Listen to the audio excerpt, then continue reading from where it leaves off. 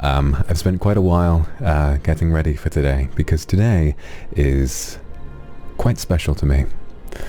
I've never really shared too much about my past with anybody besides Onigiri, who I have to say was very, very helpful in helping me organize my notes for today.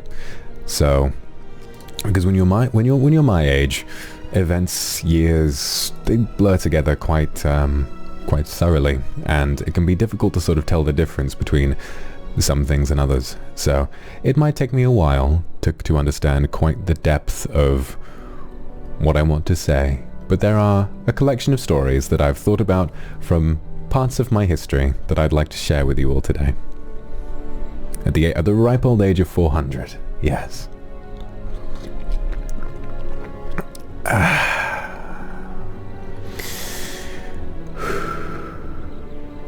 The year was 1922. Or it might have been 1924. 27? No, to be honest, like I said, it all kind of blurs together after a while. Point is, I think it was the 1920s. We'd gone through the First World War and the flu pandemic, which was literally 10 times worse than the current one, but let's not get into that. And I'd had a hell of a time trying to find someplace safe to stay. Demons don't get the flu, but being around too many dying humans brought back a lot of bad memories, and it made me... Well, I don't think I want to explain that either.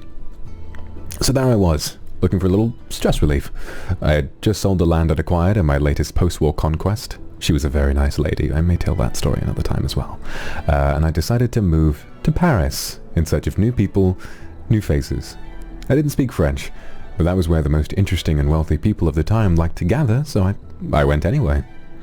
It was an amazing time. I wish you could have all seen it. There were some of the best parties I've ever been to. The company was absolutely fascinating. Intellectual types, writers, artists, musicians, and it was wonderful. For a time. Everything was fun and interesting. But after a while, it just wasn't what I was looking for. I hadn't been back to Japan in a while, and I wasn't planning on it right then because things were pretty rough there. Food riots, the government being absolute shit. I was running out of cash, and I thought I was going to have to head home. Until one night. Have any of you seen the critically acclaimed documentary The Princess and the Frog?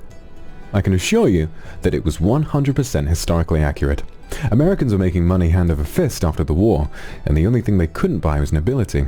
It didn't matter what kind of inbred little weasel you were. If your name started with Lord something something, you had your pick of rich families fighting over you as a son-in-law. And Kindred, I may have a small confession to make. I am very, very, very good looking. I know. I've been hiding it for this long, but I feel like I owe it to my beloved clan to tell the truth at last. Now, throughout the years, there have been some clever humans who might have guessed my secret, and it's been a blessing and a curse. Being a demon, that's mostly been fine. Most humans don't recognize me for what I am, and I don't go around telling them about it. They'll think I'm insane, or run away screaming, or try to kill me. Or try to fuck me, which, let's be honest, usually happens anyway. Which brings me to that night in Paris. It was a nice quiet evening. I was lounging away with just a few dozen hangers-on, drink in hand, taking in the scenery. Right around midnight, there's some kind of commotion by the door. I look up, and I see a young lady walk across the room like she owns the place, and then I see a young man right behind her. I figured they're a married couple. Someone says something about the Morgans or the Millers. I don't remember. We'll call them the Morgans. It was a very prominent family, is the point. And do you know, it turns out the young lady there was with her brother, neither of them married. And I know an opportunity when I see one. Or two. I decide, you know what, I'll send someone to buy them each a drink from Lord... Oh crap, I don't know what name I was using at that point in time, because I went through a lot of them. It's not good to stick with a name that's terribly well known. And Vox Akuma does kind of bring in a good amount of... It doesn't sound terribly normal, does it? But either way, whichever one I was using, I used to buy them a drink, just to see what happens. Well, not 10 minutes later, I've got some little prick in a bow tie coming over and telling me how lucky I am that Miss Morgan wants me to sit with them. I tell them, I don't think I will. I'm not feeling well tonight and I don't have the energy to entertain anyone. And then I go right back to talking to 5 people at once. Ooh. The look on his face still keeps me warm on cold nights. I thought I'd have to play hard to get for a while, or maybe come back another day, but no. The next time I get up to stretch my legs, wouldn't you know it? Miss Morgan is standing across the room, looking right at me. She raises her glass, and then her brother comes up beside her, and they're both giving me the most communicative look. They're horny for me. That's what they're communicating. Well, I'm nothing if not prudent, and I take a couple moments to think it over. She's not bad looking. I like how confident she is. She's interested, sure, but she's waiting for me to come to her. Then there's her brother, and he is absolutely... I remember I did fucking smoking hot. Seriously, this is one of the balls-out prettiest human beings I've ever seen. Several of you have been kind enough to say that I make you question your heterosexuality, but this guy...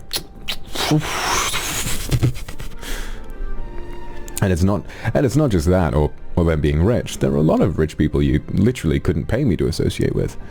Now, these are some of the most influential people alive at the time. And I'm here precisely because I want to find someone like that. Nobody can rebuild a clan without the money and the prestige to back it up. And it's going to be another 100 years before I can get on the internet to reach this many people at once. So I figure, oh, why the hell not?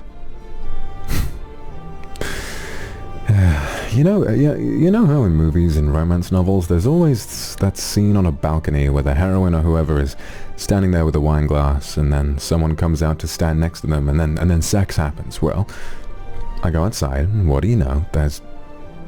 Fuck, I don't remember. We'll call them Mary and Jonathan. There's Mary and Jonathan standing around with their little wine glass and they were as if they were waiting for me. Back then, you couldn't just walk up to someone and say, "Why, hello, attractive person. Oh, I'd like to get to know you and then destroy you in bed. I'd like to know if you feel the same way." You really couldn't say it if you were the same gender. But as a great man once said, life finds a way. So I introduce myself to these lovely people, and they introduce themselves, and we go from there. Mary was 24 or 25, and Jonathan was 28. I do remember for a fact. Did I mention he was ludicrously hot? It's probably, yeah. I talk with them for hours, until the club shuts down for the night. And I enjoy myself immensely. They're charming, witty, highly educated, and obviously highly interested. They invite me back to their hotel with them when they leave, which fucking, obviously.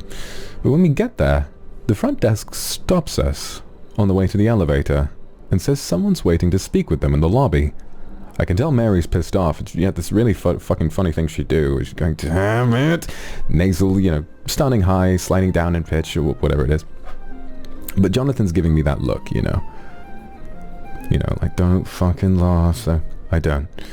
I'm pissed too, because I'm an incandescent with horniness, and then someone says, Lord Vox. And of course, I turn around to look. And what do you know? It's another Japanese gentleman. Now that wasn't unheard of. There were some phenomenal Japanese artists with us in Paris, and just amazing. But anyway, this guy is calling me my real name. And I'm wondering if I got drunk and told it to someone while I was partying, or if he might know me from elsewhere. He's being very polite, but he's obviously important enough to make these rich kids stop and talk to him. His clothes are expensive. He doesn't look like a writer or a musician. You know where I'm going with this, right? The moment I see this guy, I figure he has ties to organized crime. I want to know if he's with the mob, or the Yakuza, perhaps. There are a lot of legends floating around the underworld, and I don't even know what people are still saying about me, so I just say hello, and I ask him his name, in English. "This is Mr. Kaneshiro," says Jonathan,